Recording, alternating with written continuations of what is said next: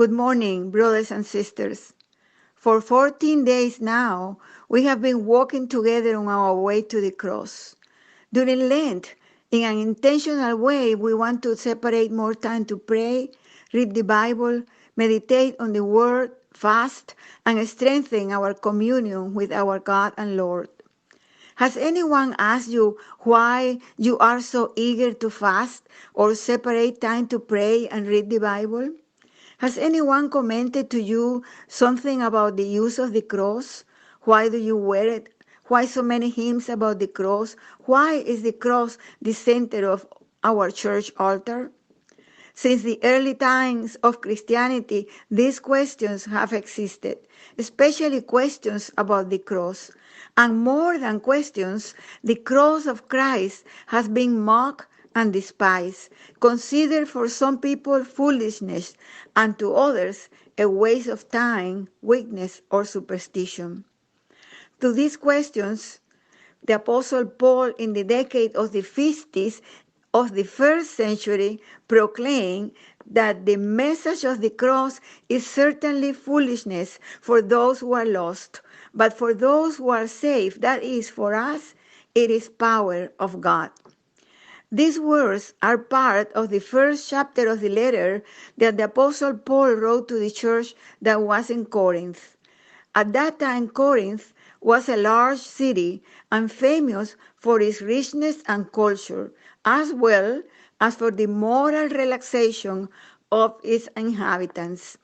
The small Christian community, composed mainly of non-Jewish people, that is, Gentiles, and therefore newly converted to Christianity and of humble origin, was struggling between the tensions of the time, including the internal divisions in the church itself and the criticism and mockery of both the Jews and the Gentiles. On the one hand, the Jews reminded Christians that Jesus, whom they called the Messiah, the Son of God and Savior, had not defeated the Roman Empire or established the splendid and powerful kingdom they expected from him. But on the contrary, he had died vexed and crucified on the cross. On the other hand, the Greeks despised the cross as something false, superstitious, devoid of the foundation of wisdom that came from philosophy and science. To all of this, Paul responds, and I read in 1 Corinthians chapter 1, verses 18 to 25. Christ, the power and wisdom of God. For the message about the cross is foolishness to those who are perishing, but to us who are being saved, it is the power of God. For it is written, I will destroy the wisdom of the wise, and the discernment of the discerning I will frustrate. Where is the one who is wise? Where is the scribe? Where is the debater of this age? Has not God made foolish the wisdom of the world? For things in the wisdom of God, the world did not know God through wisdom. God decided through the foolishness of our proclamation to save those who believe. For Jews demand signs and Greeks desire wisdom. But we proclaim Christ crucified, a stumbling block to Jews and foolishness to Gentiles. But to those who are the called, both Jews and Greeks, Christ, the power of God and the wisdom of God. For God's foolishness is wiser than human wisdom, and God's weakness is stronger than human strength. This is the word of God. Praise be our God. The foolishness of the cross is power to those who are saved, those who have found the power of the love of a God who is able to send his only begotten Son to die on the cross for us.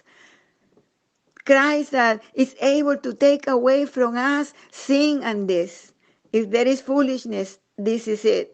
To die for others, to sacrifice for others. And that was the foolishness of Christ, leaving us the victory of an empty cross. Yes, he was despised. He suffered death and death on the cross. But it was this foolishness what gave us and give us true life. And that's why Paul affirms that Christ is the wisdom of God. Because as Jesus said, I am the way, the truth, and the life, and no one comes to the Father but for me. Learning is important. I'm not saying that learning is not important. Learning is important to all of us. Science has led us to the discovery of new medicines, vaccines, and many other things that have enriched our life. The same thing with the advances of technology. Among other things, technology has shortened our distance, and during this COVID time has helped us to worship together through Zoom, to receive classes, to communicate and provide immediate information throughout the world. But neither science nor technology, nor all the wisdom stored in the world can give us the comfort we need when we lose a loved one. The comfort and the direction and the wisdom that we need when we are looking for something else to live, when we need to know that somebody is with us, when we feel alone and lost.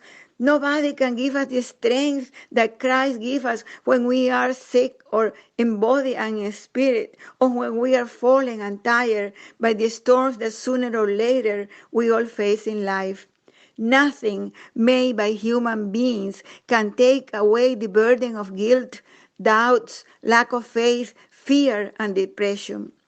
The foolishness of the cross is the only one that can fill the void of the soul that seeks a reason for being, a purpose to live, to stand on and go on, to feel the joy and peace that transcends all understanding.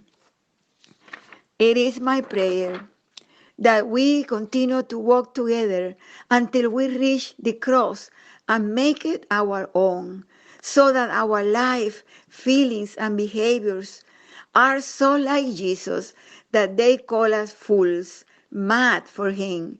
Because for those who do not know him, the cross is foolishness, but for those who have received his salvation, it is power, it is security, joy, and peace.